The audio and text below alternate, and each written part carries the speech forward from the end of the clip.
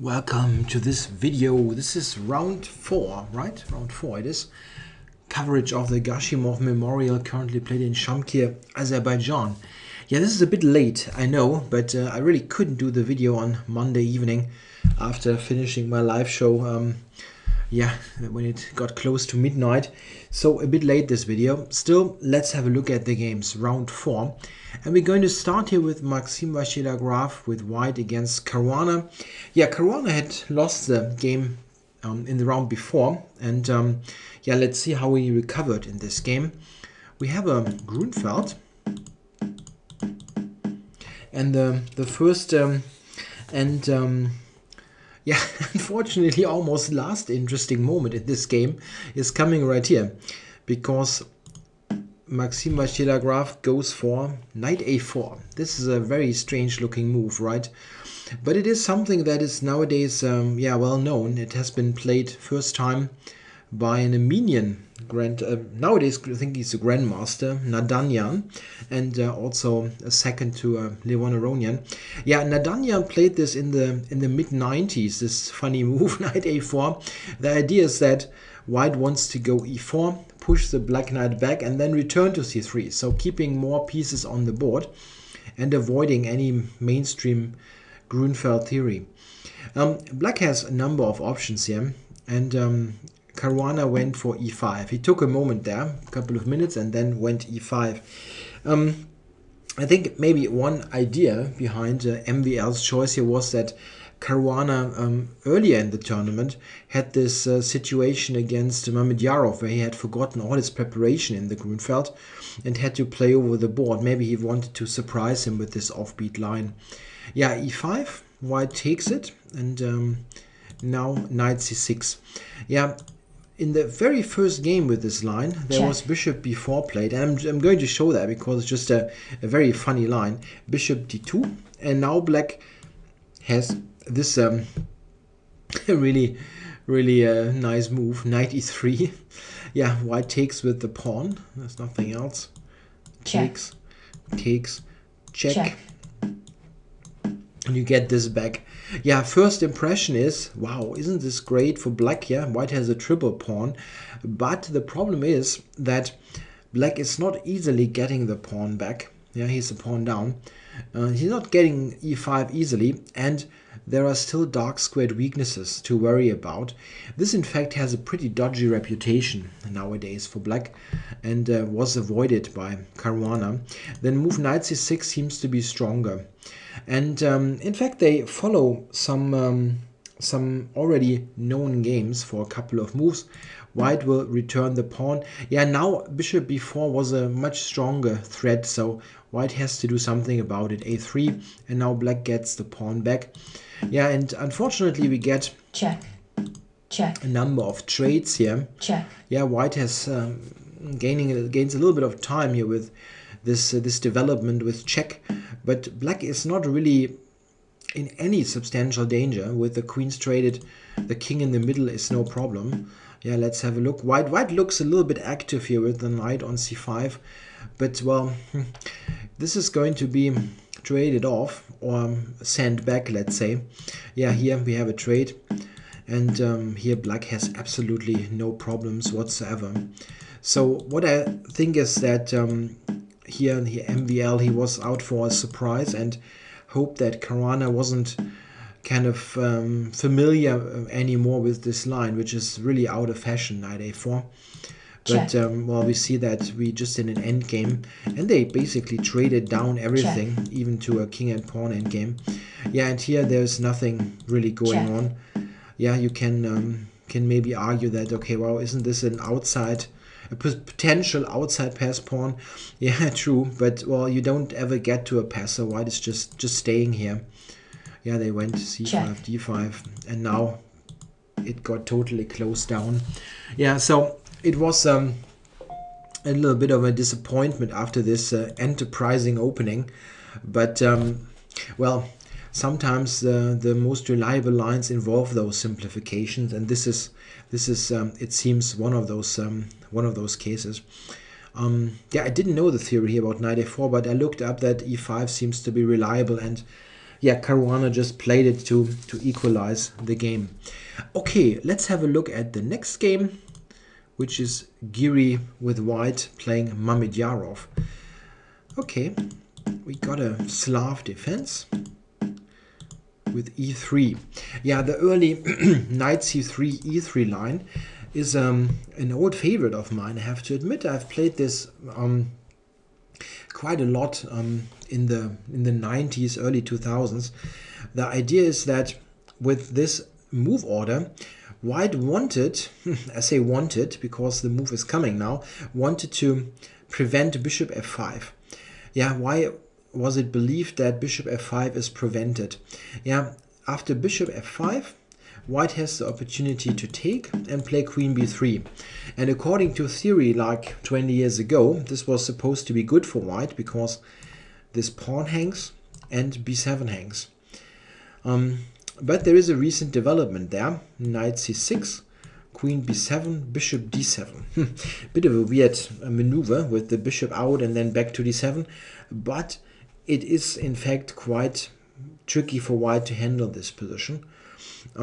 White is down in terms of development and has to lose even more time with the queen, this typical pawn raid on b7. Here it usually continues like this: queen b3, rook b8, and white goes all the way back. Now e5. Yeah, black has an excellent development, and yeah, this line was pretty obscure even some years ago, but then it was also analyzed by well-known theoretician Boris Avrukh in one of his books, The Classical Slav, and he gave it his stamp of approval. So what does this mean for this game? Let's just go back. This was played by Mamedov, so he actually invites Giri to take this pawn, in essence, but Giri declined. That's an interesting message for theoretically focused players as white. Means that, okay, Giri seems to believe that black has enough compensation there, or he was surprised and didn't want to risk to go into this line. The whole thing is not like something terrible for white. Knight f3, it just transposes to another known variation, but it means that the knight c3 e3 move order that usually had this point to prevent bishop f5 seems to have lost a little bit of bite. However, the acceptance of the pawn sacrifice is debated among theoreticians. I remember that I recently saw Jan Gustafsson talking about this line, the German GM, and he said he does not believe white has any problem there, and black does have insufficient compensation. So an open issue, but Giri avoids this. He plays knight f3. Now Mamedov goes for a6. Interesting move order. Why a6? You can come to this move by, if you want, by process of elimination. What else is there for black? e6 is the normal move and something that has been played hundreds of times. After that, white gets in knight h4 and will gain the bishop pair. Not terrible for black. As mentioned, it has been played hundreds of times. But some players with black want to avoid that. What else do you have then? If you don't want to play e6, unfortunately, there are not that many moves. Yeah, you can, for example, do something like h6 and trying to give a square on h7. In this case, the queen b3 idea, of course, gains in strength. Yeah, for example, c takes, queen b3, and now you are really not able to sacrifice a pawn there and have to go back all the way to c8 to keep your things together. So it's a bit tricky, this move order. a6 is a waiting move. The idea is that after queen b3 you have the move b5 or sometimes rook a7. It depends a little bit on the precise move order. Okay, so some info about this opening line. Bishop a6 was played, bishop e2, h6, bishop d3. I know that looks very strange, but it has been tried a bit in recent times. The origin of this idea is, of course, bishop d3. Yeah, after takes e6, we get almost the same position, but here black has played h6. One difference is that in the situation with the early bishop d3.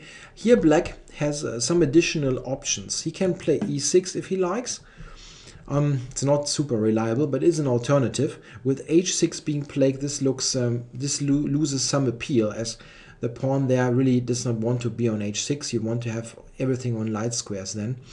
And the other idea is that in this kind of structure, when white opens up later with e4, black is more flexible with a pawn on h7 than with a pawn on h6.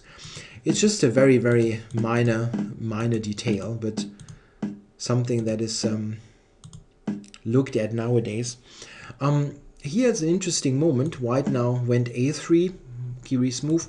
In this kind of situation, white cannot go e4, of course. This is important, as white has to face this move and will lose e4. So bishop b4 is played to prevent e4. There's a tactic, however, knight takes d5. Funny move. Sometimes this is even winning a pawn. And if you had this situation with the knight on d7, like really an extra move, white would really win a pawn. But in this case, it's not happening. It's a discovered attack. Of course, if black takes here, we win a big center pawn. But black has knight d5, keeping b4 covered. Takes.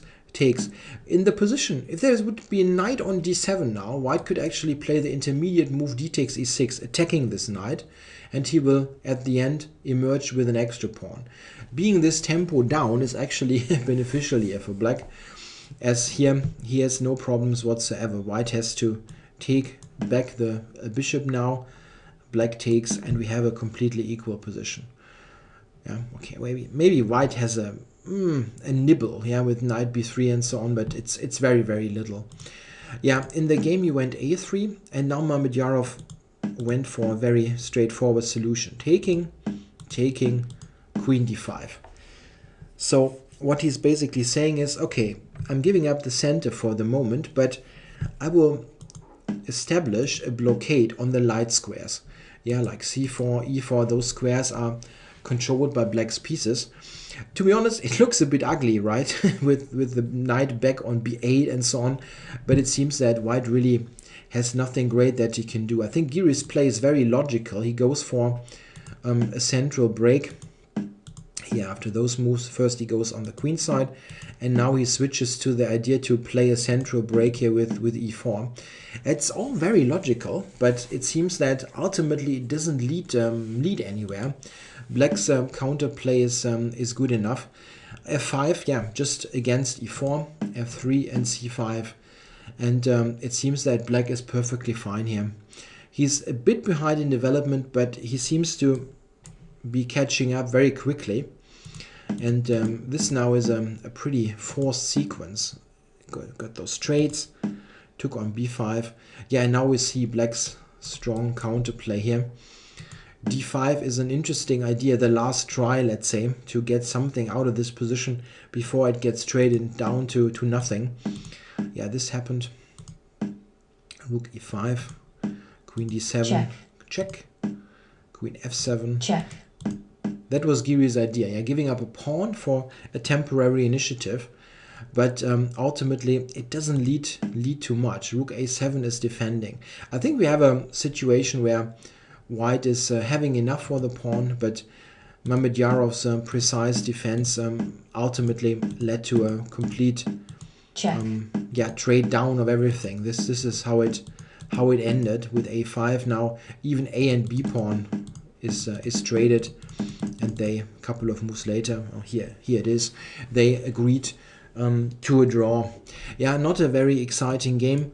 From the theoretical perspective, the only interesting thing is that Mamedov allowed this line here with bishop f5, or he played this and allowed the pawn sacrifice. This is the right way to phrase it.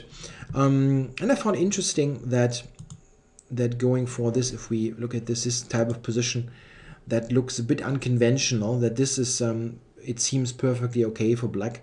White's bishop is not that white's bishop on c3 is not really great, and it seems that black is fine. Okay, let's have a look at the next game. We're going to look at what are we going to do next? Let's do Kramnik Anand. Yeah, let's see what we get here. Kramnik plays d4 and we get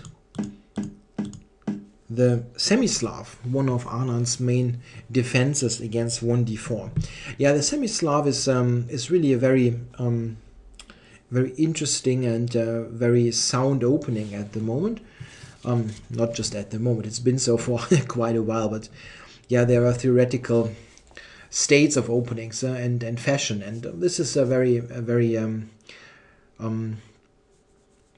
popular line nowadays. Yeah, Kramnik goes for g3. Interesting choice. He has played this before, of course. It's not something that comes as a surprise. It's a sideline traditionally, but gaining more and more popularity. I think the main reason is mostly not that this is such a great line, but that white is not getting much with bishop g5 in both h6 and the Botvinnik, or with e3, knight bd7 in this complex. Black, I think, has also very decent chances. So white is looking for alternatives, for new ideas, and g3 is one of them. Yeah, what is white trying to do? He wants to ideally play a Catalan setup with bishop g2, castles, and asks black, okay, what are you going to do in the center? Are you going to take on c4 or not? The thing is, if black is not taking, wish he did that, he took on c4. If black is not taking, black will be basically forced to play closed Catalan, yeah, which means, let's say black goes here, this kind of thing, knight d7, and now there are many ideas, knight d2, queen d3. In general, this is not believed to be a particularly great setup for black. It is playable, but it is much more passive than the open Catalan, where black is trading or taking on c4 early and tries for counterplay.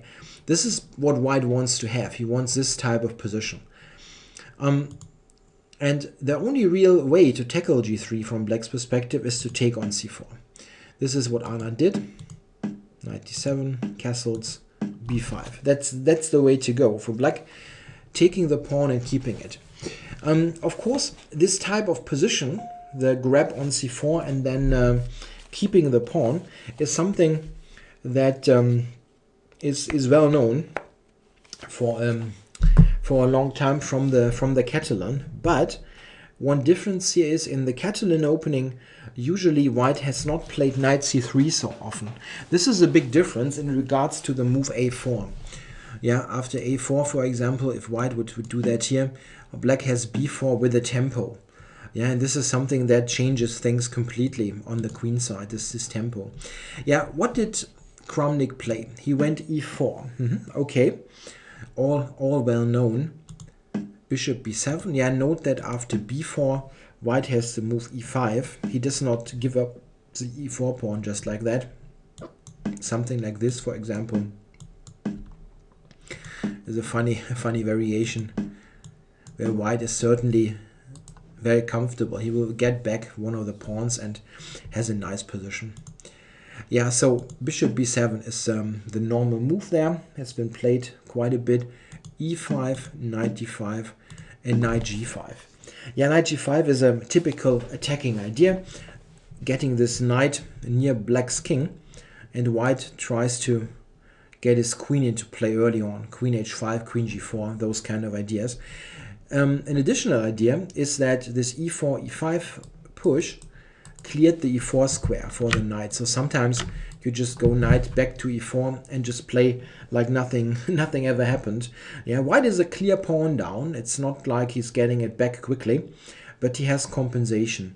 A very sharp position that is currently debated by many players. Anand goes for the move h6 now, which is the most straightforward way to tackle the whole business. Either white retreats or he has to sacrifice. There's also bishop e7. This is the alternative that recently, for example, has been played by Mamedov, other participant in this tournament. After queen h5, for example, g6, queen h6, we had again a very complicated position. He played this against Ponomarev only last year in Beijing. Yeah, h6, however, is what Anand played, and well, now white really, it's a question of retreating, not something that you necessarily want in this position, or the kind of move that says, okay, I'm calling your bluff if you want. Knight takes e6. Yeah, just a piece sacrifice. Takes, queen h5 check. Yeah, black had to take, of course. King e7. So we have a really really nice position now. Black had to play the super ugly looking move, king to e7, but he's a piece down. How does white justify all of that? He went knight e4. This is the idea. Knight d6 is a big threat now. That's really very substantial. Black cannot ignore this idea. If he plays let's say some non-move, knight d6 threatens queen to f7 mate, and you have no way to cover that. I mean, only with some desperado things that really don't help at all. White just has a fantastic attack here, a winning attack. So black really only has one move, queen to e8. That's clear. And so I think, let me have a look there in my notes. I think this even has been played before, right? Yeah, that has been seen before, this idea. Bishop g5 check. That's a way to justify the whole thing. Otherwise, white is really just a piece down. Check. Bishop g5. And now black has a choice. He can take the bishop and give up the rook in the corner, or play knight back to f6. This, in fact, has been played before in a game Lalith with white against Ding Liren, only recently in 2015. And this position is very, very unclear. I think one reason maybe why Ding chose that line is that he was like 200 points outrating his opponent, and maybe he wanted to try to win this position. Maybe objectively, this is how it went. King to d8, queen g8. Maybe objectively, white is even a little bit better here. The computer, for example, after knight g5, that was not played in the original game, prefers white, but it's a very, very messy, complicated position where quite often simply the better player will win, not the one with an advantage. It's very unclear anyway. It's not like when the computer might like white, but it's a very irrational position that is difficult, very difficult to assess. But Vishy didn't play that. He went knight 5 to f6, and this is certainly part of preparation. Yeah, it looks funny, but it's very forcing. Yeah, white's queen is also hanging. Yeah, so there is no big alternative there to check. Taking this back. Pawn takes. Yeah, and now again, white's move now is almost forced. He can avoid the coming simplification that happens, but not with something very successful. I mean, he can take here and go back just to show an alternative, but here white is a pawn down, and it's not so clear that he has sufficient compensation. Yeah, I'm sorry, that was the wrong button. Yeah, white took on f6. Knight takes f6, knight takes f6. This was the mentioned simplification that I already announced. Yeah, no alternatives now. Black cannot take this as the rook drops. So you have to trade on h5, and now all of a sudden, from this very very spectacular sequence, we got to an endgame with equal material. Funny, right? It looked very spectacular, but it is equal material. I think it is possible that both players knew about this. I mean, look at the clock times. They both spent about 15 minutes. So king f7 and a4. Here Kramnik took quite some time. I think actually that it was a very well played game. It looks like you have a hard time to find any improvement, let alone on your own, but even using the engines. A4 looks really like the way to go. White should try something. You should never underestimate that white has to deal with the two bishops. At the moment, black's pawn structure is not looking very good. This is isolated. This is kind of backward and under fire. But if black untangles, the two bishops will mean something. Also note that there is a potential for a pass pawn on the queen side. So white has to do something. At a4 is a good idea, trying to use also the temporary lead in development that white has. He has all pieces in play with a4, but black is still sitting there. But it seems to be totally fine for black anyway. A6, traded. I don't really see how to improve. Rook A1, bishop E7 back, and the knight was coming back to F4, back into the game. Yeah, it seems that bishop B7, rook A7, rook B8, all this is very, very logical, that this ultimately leads to a simplification. What Kramnik tried is very interesting. He went bishop E4, trying to reroute the knight, but after king F6, we see that knight G6 is not leading to anywhere, but I really don't see an improvement. What is it that white is supposed to try here to continue? Knight G6, why continue? The problem is after knight G6, Anand has to move C5. Yeah, a tactically motivated move because of the hanging situation of this knight on G6. Now the upcoming sequence is basically forced. Rook B7, bishop B7, and king takes G6, this position of the knight. Yeah, now white takes on C5, he has to, bishop takes, bishop here. Yeah, and here we see that white will win both of those pawns. But after bishop here, bishop B5, bishop B2, bishop C4, E5, F3. Yeah, they had a couple of more moves. I think they have a draw rule, not to draw before move 40. Here they agreed to the draw. Yeah, it is an opposite colored bishop's endgame with white being a pawn up. This is a very, very simple draw. I'm kind of shocked that an engine like Stockfish gives white an advantage here of 0.6. That's really a bit embarrassing. Yeah, because the way to draw here for black is very easy. Just sit.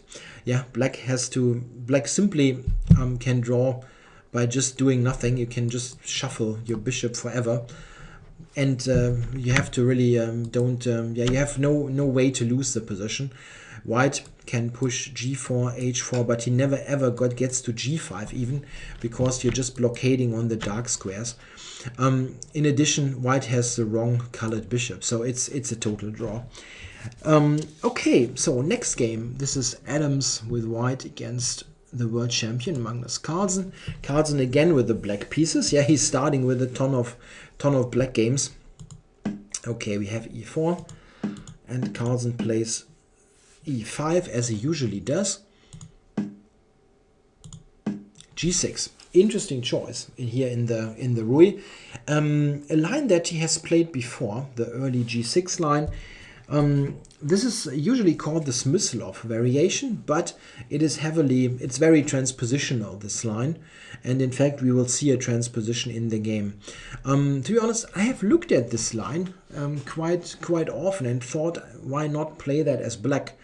You know probably that I'm playing E5 on E4, so I was always interested in this move, just to also get something a little bit offbeat in. I never liked this line, but this is not played now by Adams, and it also was not played by Nakamura when he faced Carlsen last year, and also G6 was played. I never liked this position here, this kind of position. Yeah, this is normally what comes out of this. And here I always thought, okay, I'm never going to win ever, and probably I'm slightly worse. I guess that Carlsen probably thinks that he will simply hold this position as black. I always found it a bit dry, but it's probably also from the white player's perspective not super attractive on that high level, as they probably think that Carlsen will just draw this endgame type of position. Yeah, okay, C3 was played, A6, bishop A4, D6. And now we have a transposition to the Steinitz deferred, or the Steinitz improved, that normally arises via A6, bishop A4, D6, C3, G6. This is the same position. I'm not quite sure why Carlsen is playing the G6 move order and not A6. bit mysterious. I have some ideas, but it's not completely clear to me why he does that. Okay, so we get this D4, bishop D7, and now white goes castles, bishop G7. The interesting thing about this line for black is that you get this fianchetto in early. Quite often in the Rui you play bishop E7, castles. Yeah, so yeah, okay, this is not easily possible now, but I just want to show the general idea. I mean, okay, without we have g6 played on move 3. Yeah, so okay, very often black plays knight f6, bishop e7, castles, and later goes rook e8, bishop f8. So he's doing the fianchetto later and loses a couple of moves there. And now with Carlsen's way of playing, you have the bishop on g7 immediately. Of course, this is not just having upsides, there are also drawbacks. And here we see one drawback. You have to accept as black that you get this King's Indian type of structure where your light square bishop is traded. If you know the King's Indian a bit, you know that giving up the light squared bishop can be tricky, and this is no exception here. However, one important point is, if we see f5 was played by Carlsen, black gets in f5 before he even plays knight f6, so he's very quick with his counterplay. And an important point is, Adams now took on f5, by the way. An important point is that if white is not taking and keeps the tension, for example by this move, then after knight f6, f3, castles, b4, that was played by Nakamura against the world champion in St. Louis 2014, that here black is not opting for an f4 based play, this kind of thing. This looks like the classical King's Indian, but you don't have a light squared bishop. This is really not a good idea. Black's attack won't be as dangerous as usual without the light squared bishop. You sometimes really need this piece to even get g4 in the first place, or sometimes you need it for sacrifices simply on h3 or g4. Here after at c5, white is having a very substantial advantage. So Carlsen did not play like that in the game against Nakamura. He played c6, and we see a similar approach in the game. What black is doing here, he's going for an attack on white center, and in a way he uses his better development here for this pressure to on white center. White has played many pawn moves, yeah, b4, d5, and so on, and black is nicely coordinated. Yeah, in the game, Adams took on f5, and G takes f5. One thing that I should add here is that Adams was one of Carlsen's seconds in the match last year, so they worked a bit together, and this is also influencing, I think, some choices there. Yeah, trying to play something that the other might not expect so much, or varying a little bit. It's comparable to playing against your training partner. If you have someone that you share opening ideas with, it's always tricky to play against such a person. Okay, knight h4 and f4. That was Adams' idea, stopping those pawns and maybe generating some play against them. But of course, Carlsen just pushed forward and got this protected passer here on e4. Of course, that's not a pawn that is easily promoting. White has a square on e3 to blockade it, and we will see that in effect pretty quickly. And now c6 is important. What black has to avoid is a knight coming to e6, of course. This is also why early on Carlsen played the move h6. He was worried about knight g5, e6. c6, as we see it now, is very comparable to the Nakamura game. White's center gets attacked. Yeah, and here I think we already can conclude that black should be fine in this position. I think he has very comfortably equalized with good central control. I'd rather be black in this position, to be honest, but it doesn't seem to be anything very substantial. I think this is all in all a very logical game. Bishop d4, black now went queen e6, looking at this pawn. Maybe the right moment you can play d5, rook c1, covering the pawn with this tactic. Rook f7. Yeah, so Carlsen is not going for anything in the center. He's setting up for play on the g file, while white has rerouted his knights to put pressure on the f5 pawn. It looks interesting for black, yeah, this play on the g file, but on the other hand, white has also something to get counterplay against. I think it's finely balanced, this position. Knight e8, knight h5, black took on c3. An important moment here, and a moment where I think yeah, a less experienced player might make a mistake. You absolutely have to be cautious in this position. If you take with the rook after knight c6, knight d4, black will get a fantastic position. Note that those knights are really far off, and the knight on d4 would be, in first place, super strong in itself. The power it has from d4 is really, really great, and it also blocks white's, wow, this was a weird arrow, blocks white's play along the d file. So here you have to really absolutely take with the pawn. It's an absolutely it's a mandatory move. Yeah, you cannot allow black to come to d4. This is very often something that players wrongly evaluate. They think, okay, it's a double pawn, and this is a long-term weakness and so on. But quite often a double pawn can provide control over crucial squares, and this is the case here. White controls two very crucial squares, and this is far more important than the pawn structure at the moment. We also have to see that black is not easily winning one of those pawns. In many endgame types, rook endgame for example, it's absolutely irrelevant, this kind of structure. So rook g4 was played, g3. Yeah, and now Carlsen tried an interesting change in the position. He sacrificed the exchange on h4. Yeah, this is looking spectacular, but ultimately it is something that I think didn't, yeah, it wasn't something that Carlsen had huge problems with, let's say. You get the pawn, you get to f3. It's pretty clear that black will have a sufficient compensation. It's difficult to tell if you got more than that. I think the next couple of moves are again very logical looking. White puts the rook on the g file, and this way gets some counterplay also against black's king. The knight on f3 is very strong, of course, but it is it's not clear how black should increase or improve his position. At the moment, of course, white is just threatening to take there, so black had to do something. He covered the queen. You can also think about queen e7, but ultimately, what exactly are you going to do with the queens there?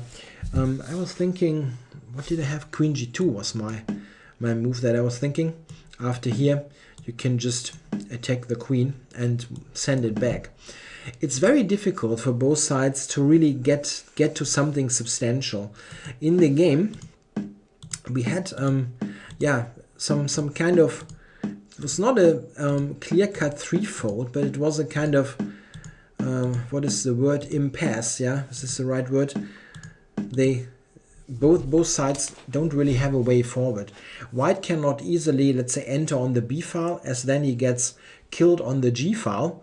He also always has to look at this knight. The knight is also controlling, though, those squares. And yeah, black can put his knight from e8 to c7, but where are you going from there? It's probably just kind of positional draw, as we sometimes call it. It's not obvious that it is a draw, but it seems that both sides have no way forward. So a draw was agreed here. So we have draw, draw, draw. Do we have a decisive game? Yes, we have. And this is the game Wesley saw with white against Mamedov. I'm spoiling a little bit, but I'm not telling you who won. Let's see what happened in this game. We have a Sicilian defense and an open Sicilian, and now g6. The accelerated dragon. This is a rather popular opening among amateur players, and it is an interesting opening that has some good points. Especially if white is playing knight c3, I think black has some interesting ideas that are related to playing d7 to d5 in one move. I've played this a bit with black some years ago, but the problem is really this move, the Maroczy bind with c4. After that, black has quite substantial problems to get a full equality even. And if he gets something that is close to equality, it is a kind of equality where you never win a game. So it's something that I really prefer for white very much. We see that Mamedov is going for this, and now after f3 he plays bishop g7. It's an interesting move order. Black also can take on d4. This was, for example, played in a game Caruana Carlsen last year in the Singfield Cup. This was game 8 after Caruana 7 straight wins, and he was very close of scoring the 8th win against Carlsen. He had a winning position at one point, but spoiled it to a draw. Yeah, Mamedov is going bishop g7, bishop e3, and did he play it here? No, castles, bishop e2. Yeah, here you find dozens of games in a database. Very normal looking position where black usually either takes or plays bishop d7. Both moves make perfect sense. Mamedov, however, is coming with a different move. Knight to h5. Quite surprising, putting the knight on the edge. But funny enough, if you look at this with an engine, with Houdini, for example, it is one of the engine's moves. So this is very often the way rare moves nowadays are put on the forefront. The engine says, okay, I don't see how to refute it. And then players very often just say, okay, if there's no clear refutation, why not try it out? What is black's idea? Yeah, the idea is that if white is not reacting to this move, and he should, look at this Wesley, oh, he played g3 quickly, so he was maybe prepared for the idea. That's interesting. Yeah, the thing is, if white is not really paying any attention, then after castles, for example, black has knight f4 as a funny possibility. This is possible. Takes and knight takes or bishop takes is certainly something that black is welcoming, trading a pair of pieces and opening up the bishop's diagonal. The second thing is that queen b6 is a move. Can be quite problematic. b2 hangs and d4 hangs. There are some really strange lines. For example, my engine was giving this line, which looks really strange. g4, knight g3, and all of a sudden it's a draw. Yeah, what kind of idea is that? And then it's a draw. Very strange. Yeah, so white probably really wants to play g3, just controlling this square on f4. Okay.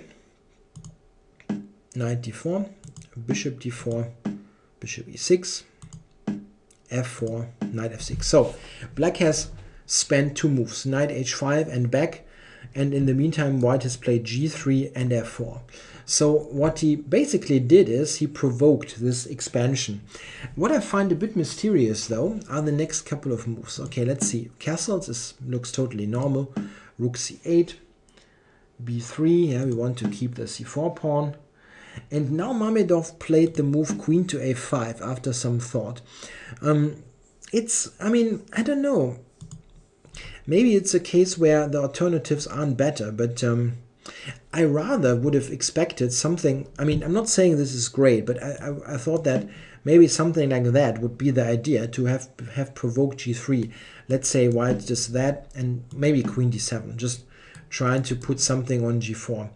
This I thought would fit somehow better with this idea of provoking g3. And the second thing that irritated me is, you know, this is actually a known position.